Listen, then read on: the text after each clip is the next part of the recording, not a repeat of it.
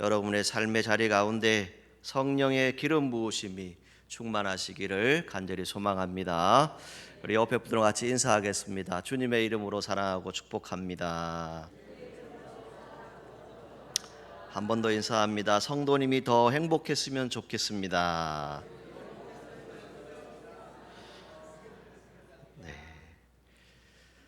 1994년쯤으로 생각이 되어집니다. 그때 제가 청년 시절인데 참 즐겨 부르던 찬송이 있는데 최근에 우연히 극동방송을 듣다가 그 찬양이 이렇게 흘러나오는 것을 듣게 되었어요. 그 찬양의 제목은 나는 소리요라고 하는 찬양인데요. 여러분 이 곡을 아시는 분들은 여러분 함께 찬양하시면 좋겠고, 또 잘 모르시는 분들은 이 곡이 어떤 곡인가 그 가사를 한번 이렇게 음미해 보면 좋겠습니다. 한 4분여 정도 되니까요, 이 찬양 우리 같이 함께 들어보도록 하겠습니다.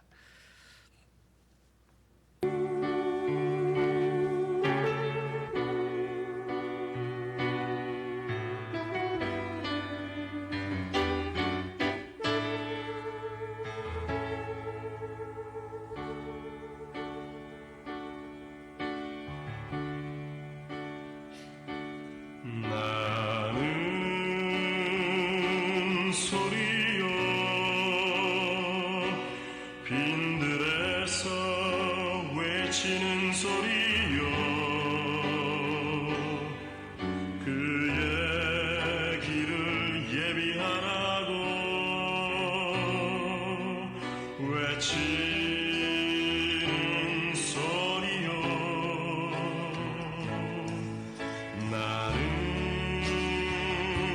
소리요 빈들에서 외치는 소리요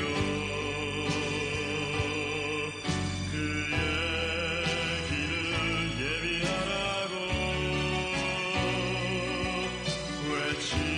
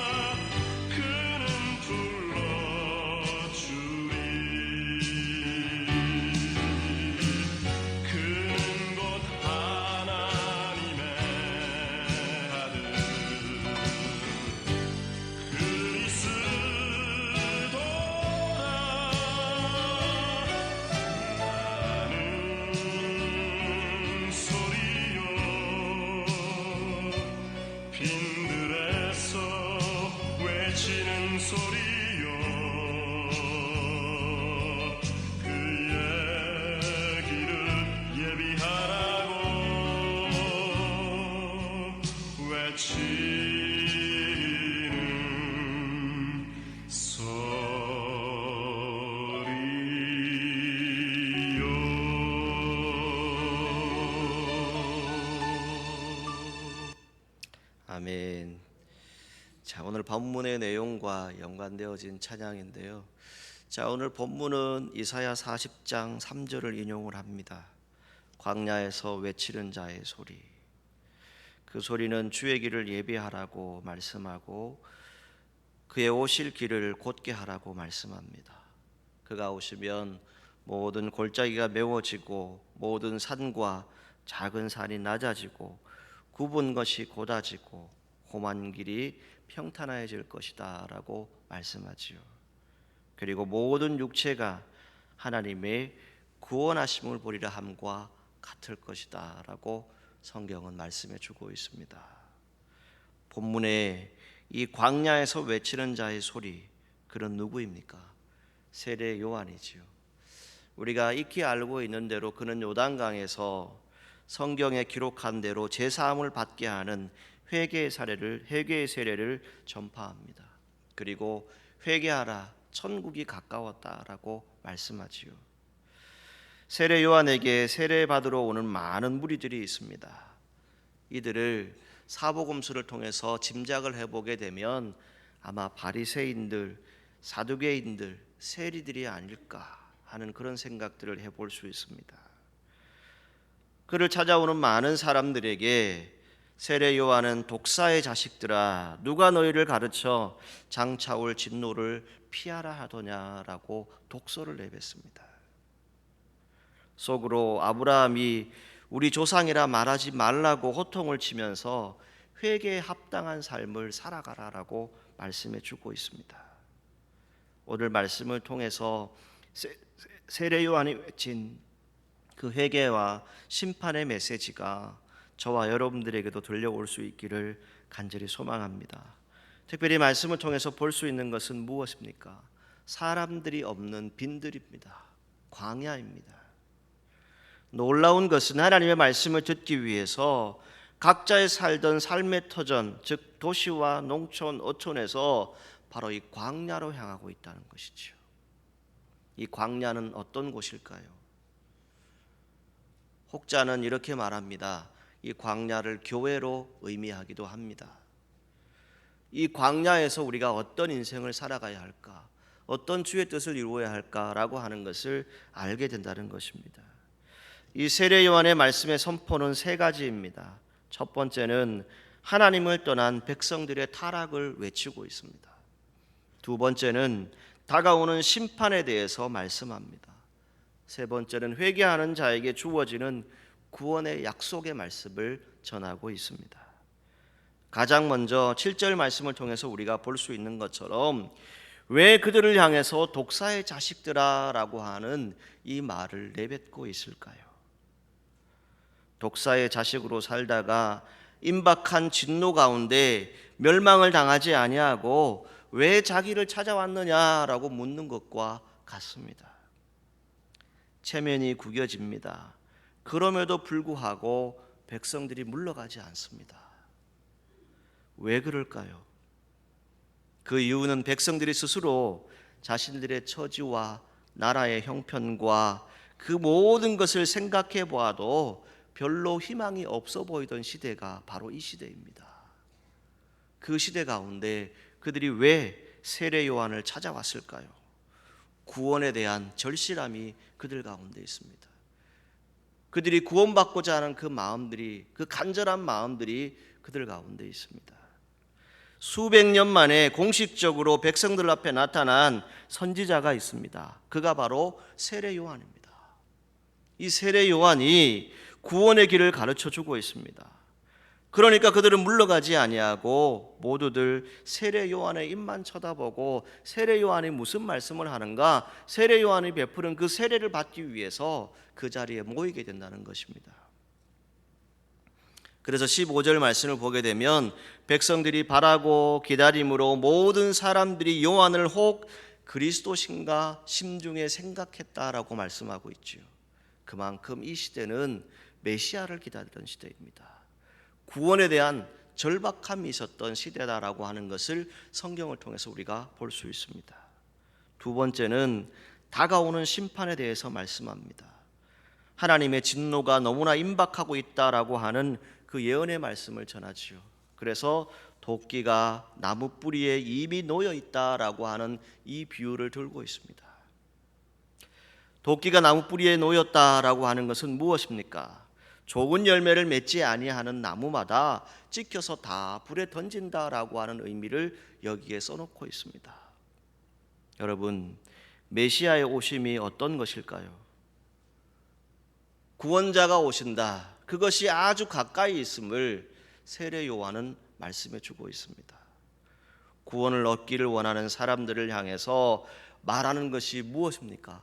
더 이상 우물쭈물하지 말고 더 이상 우왕좌왕할 시간이 없다라고 하는 것을 말하는 겁니다. 왜요?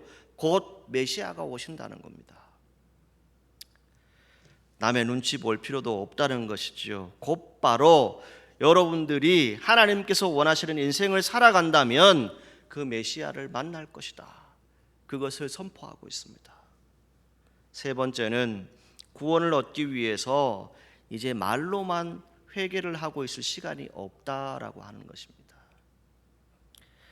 회개의 증거를 당장 행동의 변화로 보여야만 살아남을 수 있다. 그 구원을 얻게 될 것이다 라고 말씀해 주고 있습니다. 그러므로 회개에 합당한 열매를 맺고 속으로 아브라함이 우리 조상이라 말하지 말라라고 말하지요. 그리고 그들에게 무엇을 말합니까? 하나님이 능히 이 돌들로도 아브라함의 자손이 되게 할 것이다 라고 선포하고 있습니다. 여기에 어떤 의미를 담을 수 있습니까? 하나는 회개에 합당한 열매를 맺어야 한다라고 하는 것을 분명히 말해주고 있습니다. 두 번째는 선민이, 즉 하나님이 선택한 백성이라고 하는 아브라함이 우리의 조상이라고 하는 그 기득권을 내세우지 말고 여러분들이 가지고 있는 그 모든 것들을 다 내려놓으면 구원자를 만나게 될 것이다. 그것을 말씀해 주고 있는 것입니다. 말로만 회개를 하는 것 필요가 없다는 것이지요. 그건 별로 의미가 없다는 겁니다. 저도 여러분도 반성하는 것이 회개가 아닙니다. 반성은 반성으로 끝납니다. 회개는 무엇입니까? 완전히 돌아서는 겁니다. 완전히 주님의 은혜로 살아가는 것이죠. 반드시 행동의 변화가 있어야 합니다. 어떠한 회개를 했는지 하나님과 사람 앞에 보여줄 수 있어야 합니다. 가치관과 행동의 변화가 분명히 여러분들에게 있습니다. 그리고 여러분들이 확실하게 회개를 했다라고 하는 그 사실의 증거를 보일 수 있을 때 우리는 내가 회개하고 이제 주님의 뜻에 따릅니다라고 말할 수 있습니다. 다시 말씀드리지만 그냥 반성하는 것이 아닙니다. 그 이유가 무엇입니까? 메시아가 곧 오시기 때문에, 임박했기 때문에 라고 하는 것을 말해주고 있습니다. 세례 요한의 이런 호된 책망 앞에서도 저들은 속으로 무엇을 얘기합니까? 아브라함이 우리 조상인데, 아브라함 우리가 믿는데 이것을 받아들이지 못하고 있는 그러한 모습들이 그들 가운데 있다는 것이죠. 그 당시에 아브라함의 자손 어떤 사람들입니까? 하나님께 선택받은 사람들이지요. 하나님 나라의 백성이라고 자신들을 이야기했습니다. 그리고 자신들은 하나님의 자녀다라고 말할 수 있는 사람들입니다. 그들이 아브라함의 자손들입니다. 대단한 사람들이지요. 지금도 이들이 가지고 있는 이 정서는 대단합니다. 그들이 아브라함의 자손이다, 아브라함의 후손이다라고 하는 것은 그들에게 큰 일이기도 합니다. 그런데 무엇을 말합니까? 자신들이 혈통적으로 선민이기 때문에, 하나님이 선택한 백성이기 때문에 하나님의 구원은 보장을 받는다, 그것 아니라는 겁니다. 그것을 세례 요한이 외치고 있는 것입니다. 아브라함의 자손 어떤 사람들입니까? 그들이 가지고 있던 기득권 무엇일까요? 창세기 12장 1절에서 3절까지의 말씀을 보게 되면 아브라함에게 하나님이 복을 선포하지요. 너는 복이 될지라. 그리고 그 복은 어떤 복입니까? 너를 축복하는 자에게는 내가 복을 내리고 너를 저주하는 자에게는 내가 저주하겠다라고 말씀합니다. 땅의 모든 족속이 너를 인하여서 복을 얻을 것이다 라고 말씀합니다. 이 아브라함으로부터 받은, 이 조상 아브라함으로부터 받은 그 자손들이 가지고 있는 그들의 정서, 그들의 마음 가운데 있는 그 모든 생각들은 그 어느 누구도 침범할 수 없는 큰 힘을 가지고 있다는 것이지요. 그런데 여러분, 누가복음에 어떤 사건이 있습니까? 여러분들이 누가복음 19장을 보게 되면 우리가 잘 아는 예수님과 삭개오 이야기가 기록되어져 있죠. 일전에 저희가 어릴 때는 뽕나무라고 했는데 지금은 돌무화과 나무로 이렇게 번역이 되어 있어요. 그는 어떤 사람이었어요? 세리였지요. 그런데 그가 예수님을 만나요. 그 예수님을 만났을 때 예수님이 뭐라고 말씀합니까? 오늘 구원이 이 집에 이르렀다. 이 사람도 아브라함의 자손이다. 이것을 말씀해 주고 있어요. 구원자가 오심을 통해서 이전에는 그들만이 아브라함의 자손이기 때문에 그들만이 구원을 받을 수 있었고 그들만이 어떠한 행동을 해도 하나님의 백성이고 하나님의 자녀다라고 하는 그 선민의식을 가지고 있었다는 겁니다. 그 어느 누구도 침범할 수 없는 기득권이에요. 그런데 이것이 예수님의 오심을 통해서 어떻게 됩니까? 모든 사람들에게 다 열려지게 되는 겁니다. 오늘 저와 여러분도 이 하나님의 복을 받을 수 있기를 주님의 이름으로 축복합니다. 회개하는 삭개오를 향해서 구원을 선포하시는 예수님의 말씀이 성경에 기록되어집니다. 그래서 흔한 돌을 사용하더라도 얼마든지 선민을 만들어낼 수 있다라고 세례 요한이 선포하는 거예요. 우리가 생각하기에는 내가 하나님 믿는 사람이니까 나만 구원받을 수 있다라고 생각했는데 그게 아니라는 겁니다. 흔하게 보이는 그 사람도 예수 그리스도를 만나면 하나님 백성이 되고 하나님 자녀가 되고 구원받은 하나님의 백성이 된다라고 하는 것을 말씀해 주고 있는 것입니다. 여러분 가운데 혹 혈통적으로 나는 신앙의 계보를 이어가는 가정이다, 선민이다, 내 족보가 신앙의 가정이다라고 생각하는 분들이 있습니까? 물론 여러분 가운데 있겠지요. 그런데 여러분, 그것이 여러분들에게 구원의 은혜를 베풀지는 않습니다. 성경은 뭘 말합니까? 로마서 2장 28절에 이렇게 말씀하죠. 무릇 표면적 유대인이 유대인이 아니요 표면적 육신의 할례가 할례가 아니다라고 말씀합니다. 무엇을 얘기합니까? 겉으로 보이는 혈통적으로 내려오는 그것을 얘기하는 것이 아닙니다. 구원은 나와 누구의 관계입니까? 하나님과의 관계입니다. 내 가족이 혈통적으로 선택받은 백성이니까, 선택받은 나라니까 나도 구원받는다, 이거 아니라는 겁니다. 무엇입니까? 우리 스스로가 내 자신을 하나님 앞에서 회개하고 돌아서서 열매를 맺었을 때 그때 구원받은 백성이 되어진다라고 말씀해 주고 있는 것입니다. 여러분, 그 사람들이 이제 이 세례 요한에게 무엇을 묻습니까? 그러면 우리가 어떻게 하면 그 아브라함의 자손으로 살 수 있느냐? 우리는 아브라함의 자손인데 그럼 어떻게 하면 그렇게 살아가는 것이라 말할 수 있느냐라고 세례 요한에게 묻고 있지요. 그래서 우리가 무엇을 하리까라고 하는 질문을 하고 있습니다. 그때 오늘 본문 11절에 보게 되면 세례 요한이 대답하죠. 옷 두 벌 있는 자는 옷 없는 자에게 나누어 주고 먹을 것이 있는 자도 그렇게 할 것이다 라고 말씀합니다. 여러분, 이 말씀을 뒤집어 보면 어떤 것인가요? 이 당시에 이 선민, 선택받았다라고 하는 유대인들이 무엇을 했어요? 대접하지 않았다는 겁니다. 사랑하고 섬기지 않았다는 겁니다. 그것을 말하고 있는 거예요. 하나님 말씀대로 살아야 하는데 말씀대로 나그네와 손님을 대접하지 않았다라고 하는 것을 비유적으로 말하고 있는 겁니다. 요한복음 8장 39절에 이렇게 말씀하지요. 우리 아버지는 아브라함이라 하니 예수님께서 가라사대 너희가 아브라함의 자손이면 아브라함의 행사를 하라, 아브라함의 일을 하라라고 말씀하고 있어요. 여러분, 우리 성도들이 여기서 깊이 생각해 봐야 할 문제가 있습니다. 여러분 가운데 누구의 자손이냐가 문제가 아니다라고 말씀드렸어요.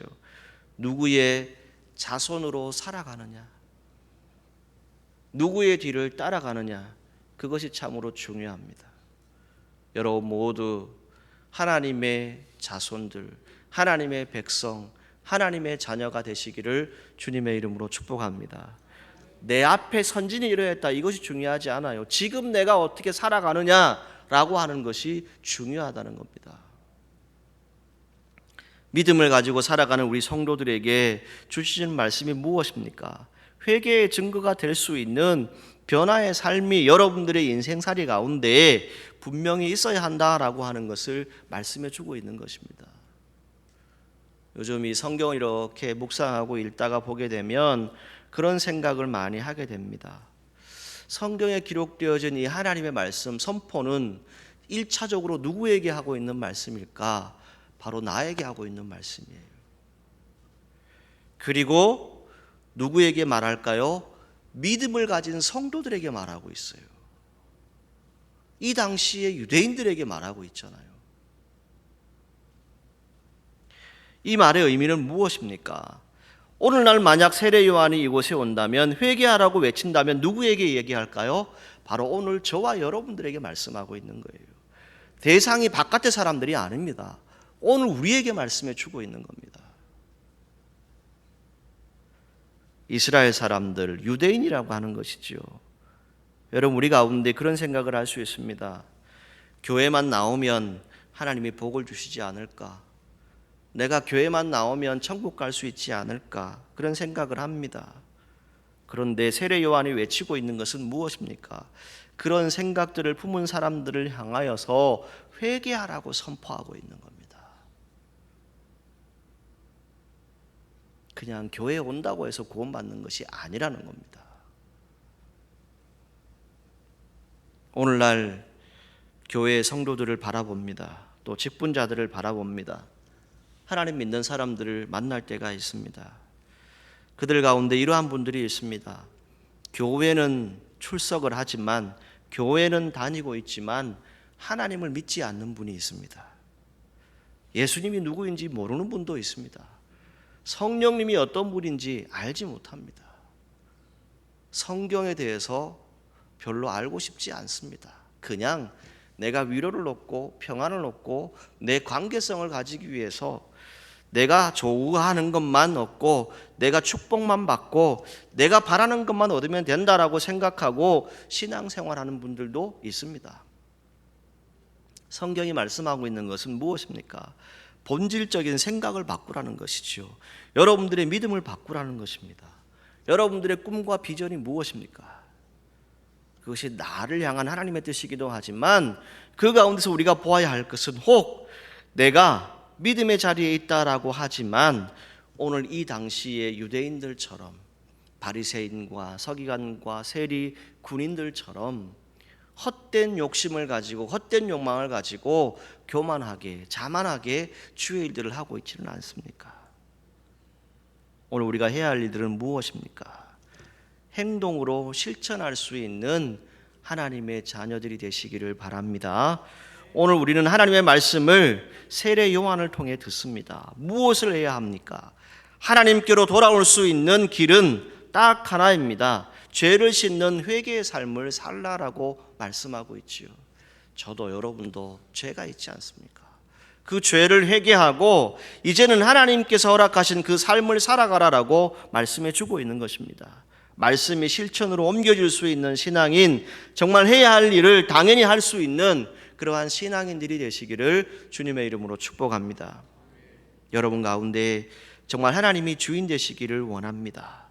여러분들의 삶에 정말 하나님이 늘 함께 하셔서 내 안에 있는 모든 탐욕도 거짓도 다 내려놓고 교만한 마음도 다 내려놓고 이제 우리는 겉모습만 가지고 신앙생활하는 것이 아니라 내 속마음을 가지고 신앙생활할 수 있는 저와 여러분들이 되기를 간절히 소망합니다.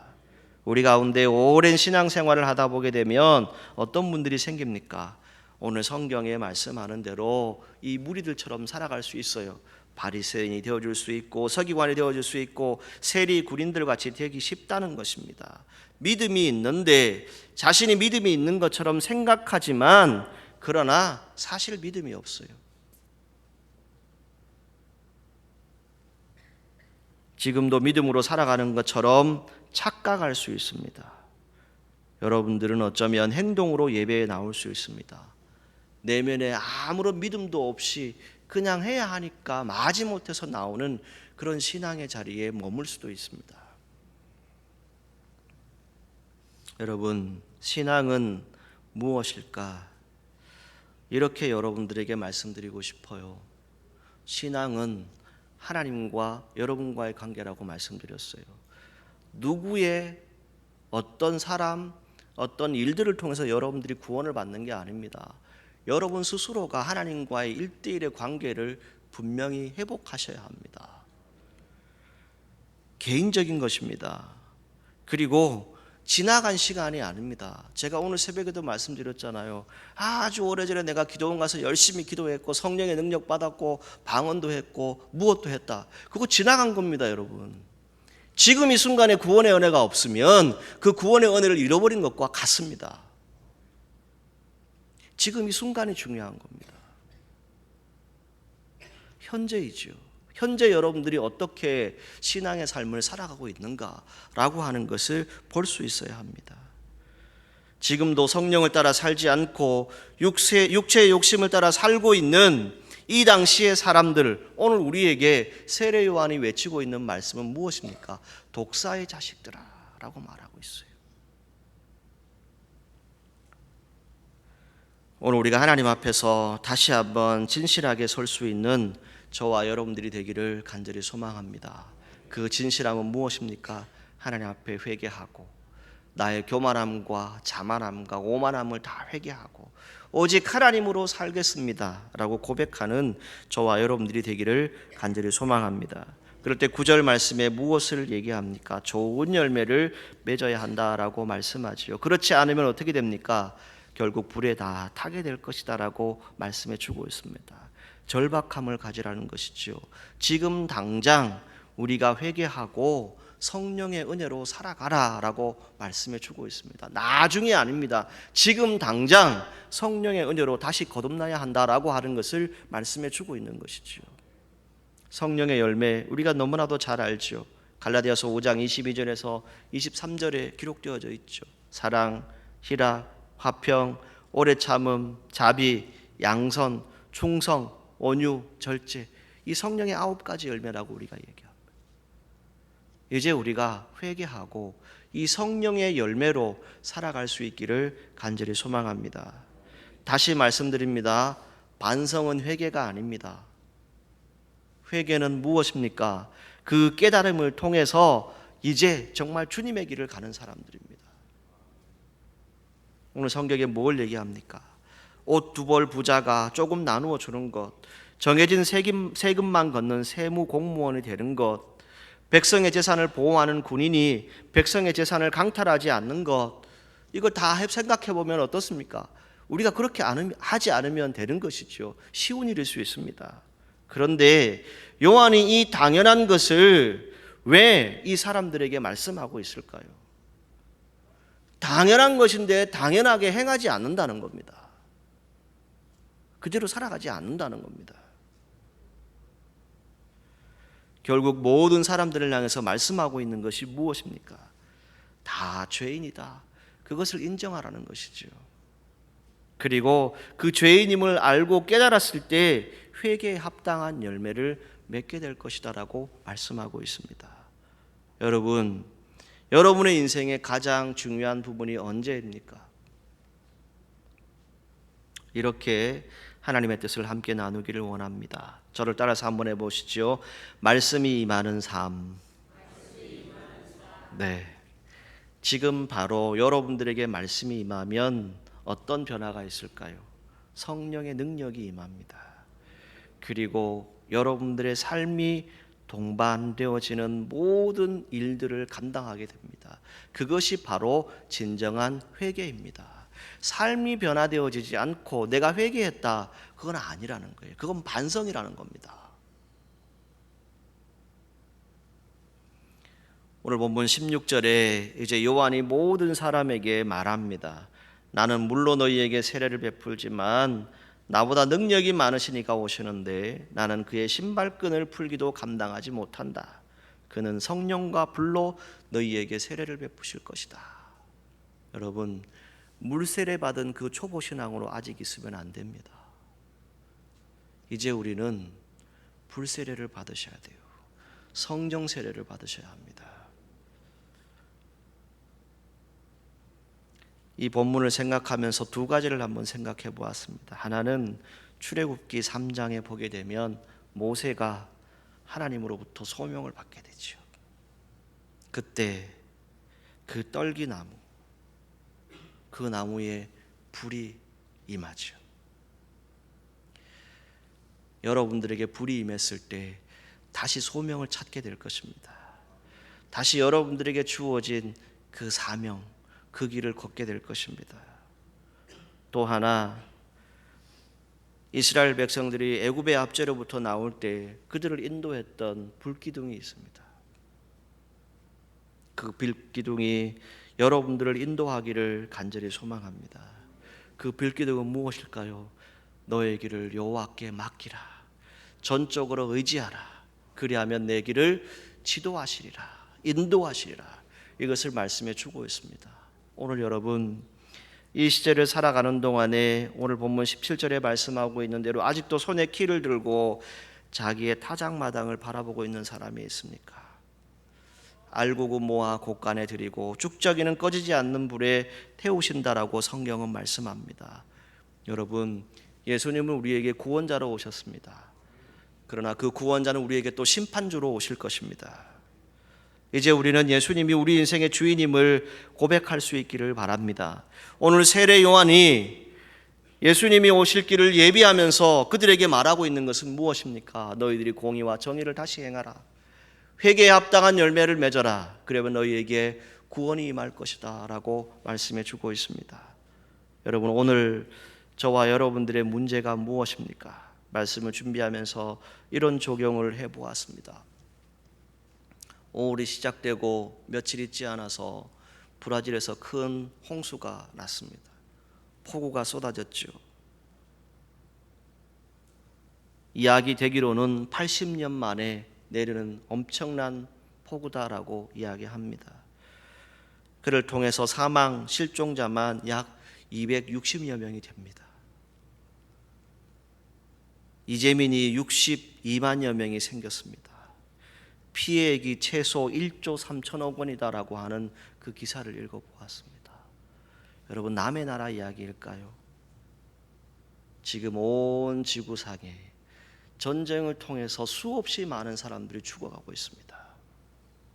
먹지 못해서 죽어가는 사람도 있습니다. 알지 못하는 기상이변으로 해서 어느 날 갑자기 하루아침에 집이 그냥 다 날아가 버리는 그런 사람들도 있습니다. 여러분, 이 시대 가운데서 우리가 보아야 할 것은 무엇이겠습니까? 세례 요한의 시대에도 누구를 기다렸나요? 그들을 구원해 줄 구원자를 기다렸습니다. 오늘 이 시대도 마찬가지인 것 같습니다. 우리를 구원해 주실 분, 그 예수 그리스도를 기다리고 그분을 만날 수 있는 저와 여러분들이 되기를 간절히 소망합니다. 오늘의 우리는 무엇보다 하나님 말씀 앞에 다시 서야 합니다. 그리고 예수 그리스도로 말미암아서 우리에게 구원을 베푸시는 하나님의 말씀을 날마다 가슴에 품고 살아갈 수 있기를 바랍니다. 이 말을 여러분들에게 옮기고 싶습니다.